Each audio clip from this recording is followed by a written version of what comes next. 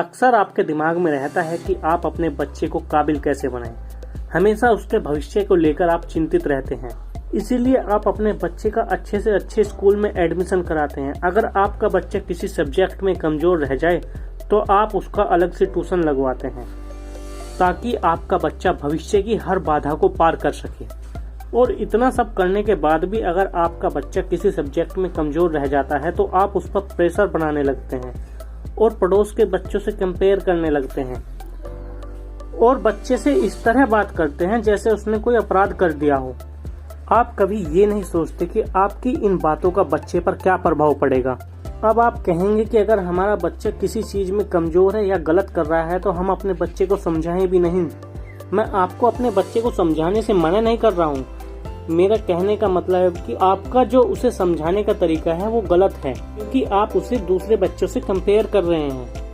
आप हमेशा बच्चे के भविष्य के बारे में फैसला लेने में जल्दबाजी करते हैं और जब आपको कठिन फैसले लेने होते हैं तब आप कठिन फैसले लेने से हिचकिचाते हैं। अब आप सोच रहे होंगे कि हम तो सभी फैसले अच्छे से लेते हैं, लेकिन इस भागदौड़ भरी जिंदगी में आप कब गलतियां कर बैठते हैं आपको पता ही नहीं चलता। आज हम आपको उन सभी छोटी छोटी गलतियों के बारे में बताएंगे जो आपने कभी महसूस ही नहीं की। लेकिन उससे पहले अगर आपने अभी तक हमारा चैनल सब्सक्राइब नहीं किया है तो चैनल को लाइक एंड सब्सक्राइब जरूर करें।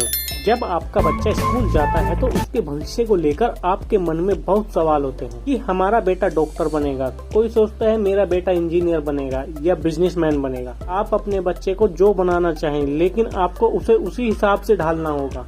अक्सर माँ बाप अपने बच्चे को डरपोक बना देते हैं। अब आपके दिमाग में आ रहा होगा कि हमने तो कभी ऐसा नहीं किया, क्योंकि आप बच्चे के अंदर फैसला लेने की क्षमता ही पैदा नहीं होने देते। जब भी आपका बच्चा अपनी तरफ से कोई फैसला लेता है तो आप उसको बीच में ही टोक देते हैं, और जब तक आपका बच्चा फैसला खुद नहीं लेगा तब तक वह काबिल कैसे बनेगा। आपको अपने बच्चे को निर्णय लेने का अधिकार देना होगा। आपको अपने बच्चे के भविष्य को लेकर कुछ कठोर फैसले लेने होंगे। उसे शारीरिक रूप से मजबूत बनाना होगा। अपने बच्चे से शारीरिक मेहनत करानी होगी जिससे कि वह शारीरिक रूप से मजबूत बने। जब आपका बच्चा शारीरिक रूप से मजबूत होगा तो वह हर परिस्थिति का डटकर सामना कर सकेगा। पुराने समय में राजा महाराजा अपने बच्चों को गुरुकुल भेजते थे, जहाँ पर उन्हें जमीन पर सुलाया जाता था, उनसे सफाई कराई जाती थी, उन्हें जंगल में लकड़ियाँ लेने के लिए भेजा जाता था। लेकिन उनसे हर वो कठिन काम कराया जाता था जो राजा के लड़के के करने लायक नहीं था। वहाँ पर साफ सफाई करते थे और जंगल में लकड़ियाँ लेने के लिए जाते थे, और उनसे पूरे दिन अभ्यास कराया जाता था। उन्हें पूरे दिन में 1 मिनट के लिए भी आराम नहीं मिलता था। क्या आप जानते हैं उनसे इतना काम क्यों कराया जाता था? क्योंकि वो राजा के बेटे हैं और उन्हें आगे चल के राजा बनना है। अगर उन्हें राजा बनना है तो उन्हें शारीरिक और मानसिक रूप से मजबूत होना होगा। और जो राजा आलसी होता है और आराम देखता है, अक्सर वे राजा किसी के गुलाम बन जाते हैं। ऐसे ही अगर आप अपने बच्चे को आत्मनिर्भर नहीं बनने दोगे तो वह आप पर आश्रित हो जाएगा। वह हमेशा जिंदगी में अपने फैसले लेने से हिचकिचाएगा। उसके अंदर हमेशा एक डर सा बना रहेगा।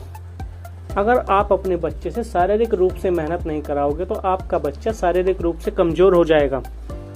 जब आपका बच्चा शारीरिक और मानसिक रूप से मजबूत होगा तभी वह काबिल बन पाएगा। काबिल होने का मतलब ये नहीं होता कि आपका बच्चा पढ़ लिख कर सरकारी नौकरी हासिल कर ले। काबिल होने का मतलब होता है कि आपका बच्चा अपने निर्णय लेने में सक्षम हो। इस वीडियो में बस इतना ही। चैनल को सब्सक्राइब करना ना भूलें।